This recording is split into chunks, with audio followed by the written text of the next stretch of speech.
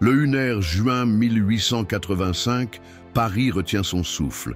Victor Hugo, géant de la littérature, chantre du peuple, est mort. Il avait 83 ans.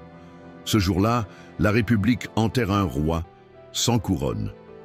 Dès l'annonce de sa mort, la foule afflue. On veut le voir une dernière fois.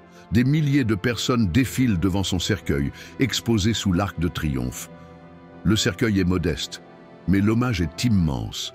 Il a demandé à être enterré dans un corbillard des pauvres. Sa volonté, rester du côté des humbles, même dans la mort. Le 1er juin, un cortège funéraire d'une ampleur inédite s'élance. 2 millions de personnes bordent les rues de Paris. Jamais la capitale n'a vu pareil rassemblement. On y croise des ouvriers, des écrivains, des anonymes, des politiques, des enfants. Tous marchent derrière le corbillard noir, en silence. Des fleurs, des chants, des drapeaux, des larmes.